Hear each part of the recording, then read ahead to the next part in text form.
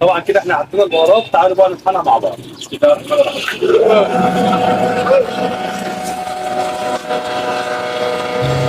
السلام عليكم ورحمه الله وبركاته، متابعين الكرام في كل مكان، بحبكم في الله. تعالوا النهارده نبدا مع بعض روتين جميل، روتين يومي في عطاره محمصه بيت توابل.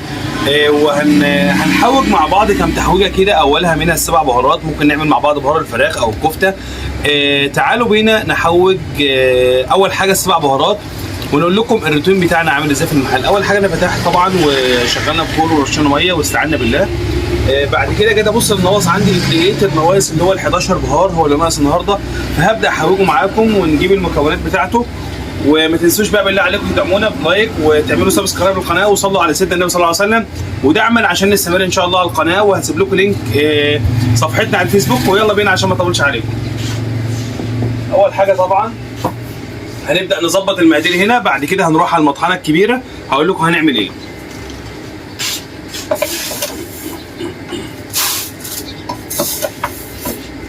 طبعا انا بستخدم ديت لان بنطحن عندنا كميات، فبستخدم البوله البلاستيك دي بتكون اسرع معايا شويه. هنبدا ندور على الجروف الكبير. طبعا حطينا الكميه بتاعتنا بالنسب بتاعتها من الكزبره. وهنا برده معانا هنضيف الفلفل الاسمر.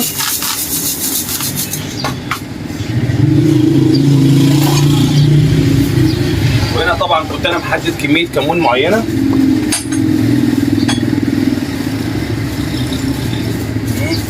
دي كمون ده متغربل، عشان متغربل ببدا اكيسه انا كده، بكون انا منقيه بقى من الطوب والحصى واي حاجه زي كده، علشان الزبون ما يشمئزش او الطوب ما يجيش في بقه ويظن ان البهارات مش كويسه.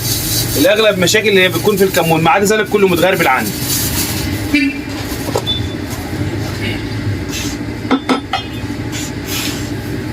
باخد بعد كده زر الورد النسبه اللي انا عاوزها، وبعد كده بضيف هنا عندي الكوبا الصيني. طبعا كل ده بنسب، كل اللي انا بعمله ده بنسب، يعني انا بحط كده لا عارف انا بحط ايه والنسب المعينه، ولكن ان شاء الله محتاجين اقول لكم على المقادير بالظبط بالجرامات، اكتبوا لي في الكومنتات وانا هقول لكم على المقادير.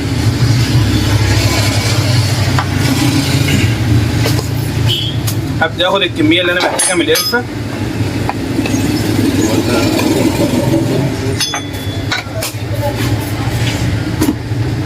هاخد الكميه بتاعتي من جوز الطيب. طبعا هناخد 4 حبات.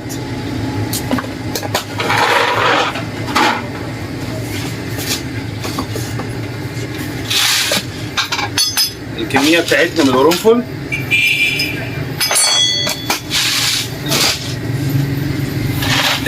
ده حاجه جميله جدا يا جماعه، وحاجه مهمه جدا جدا اسمها عرق الذهب او دار فلفل. حاجه غير طبيعيه بتميز بهارات اللحمه، بتميز ال 11 بهار، بتميز بهارات الحواوشي، بتميز بهارات الكبده. من ضمن الاربع اشياء اللي بتميزهم حواوشي، 11 بهار، كبده، وبرده ممكن تمشي معانا اي حاجه فيها لحوم عموما يعني.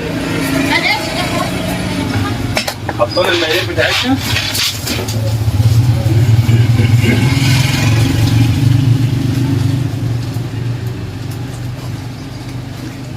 هنيجي هنا بقى هنضيف ايه اللي هو الخلنجان.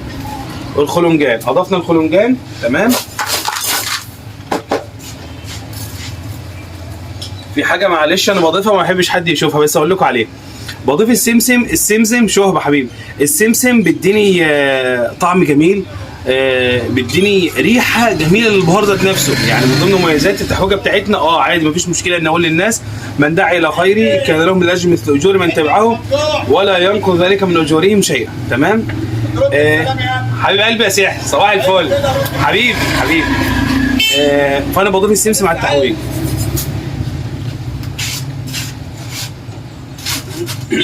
تعالوا بقى نقلبها مع بعض كده. في اضافات ثانيه برضه اقول لكم عليها دلوقتي. ببدا ان انا اقلبها بالشكل ده، واشوف اللي هي لو ناقص حاجه ثانيه او فيها نواقص ببدا ان انا ازودها.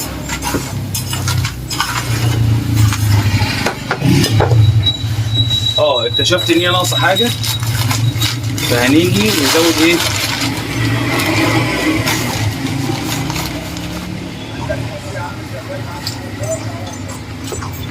طبعا الكل عاوز يعرف اللي انا زودته في الاخر ده ايه، اكتبوا لي في الكومنتات وانا هبعت لكم رساله ان شاء الله بيه على الخاص.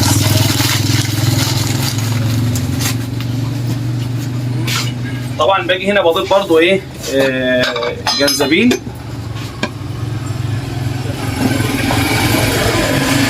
مش بكتر يعني قيمه 25 30 جرام. وفي اغلب التحويجات تمام 25 30 جرام. لو انا هعمل كام نص كيلو مثلا. طب لو انا هعمل كميه خطأ ل 2 كيلو زي اللي انا بعملها، لا ممكن اضيف 50 ل 70 جرام. ابدا اقلبها تاني كده كويس تمام. ناقص ايه تاني؟ ناقصه معايا 10 جرام شمر.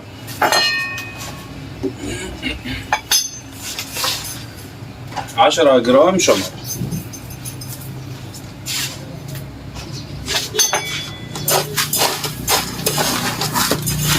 طيب هي ناقصه التحويجه بقى معايا دلوقتي.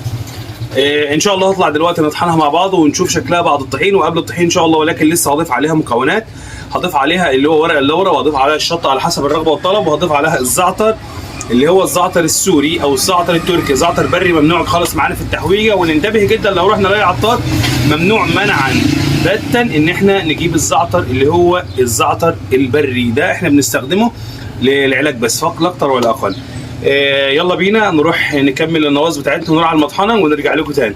ما تنسوش تعملوا سبسكرايب للقناه. تعالوا بقى هنبدا ونستعين بالله ونجرب المطحنه ونشوف هتشتغل معانا ولا لا.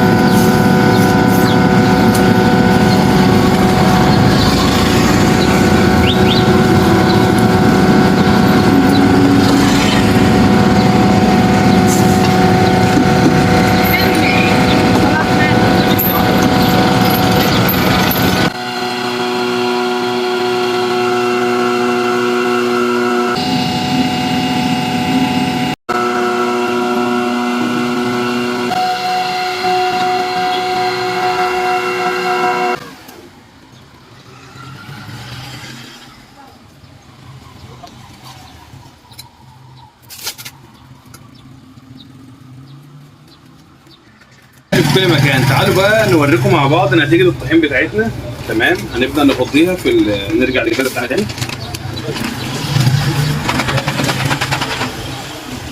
تمام ده طبعا كان النتيجه والشكل النهائي معايا للطحين. حاجه ما شاء الله تبارك الله. والريحه يعني صحتنا على قلبكم. الريحه خطيره جدا جدا جدا والله العظيم. مش عاوز اقول لكم ان هي ما شاء الله الريحه تشهي جدا جدا جدا. لو عجبكم الفيديو ما تنسوش تعملوا سبسكرايب للقناه وتدعمونا بلايك وتصلوا على سيدنا النبي صلى الله عليه وسلم في الكومنتات، وتكتبوا لي انتم محتاجين اي فيديوهات اعملها لكم، محتاجين اعمل لكم اي نوع بهار من انواع البهارات اعملها لكم. تحياتي ليكم، بحبكم في الله، والسلام عليكم ورحمه الله وبركاته.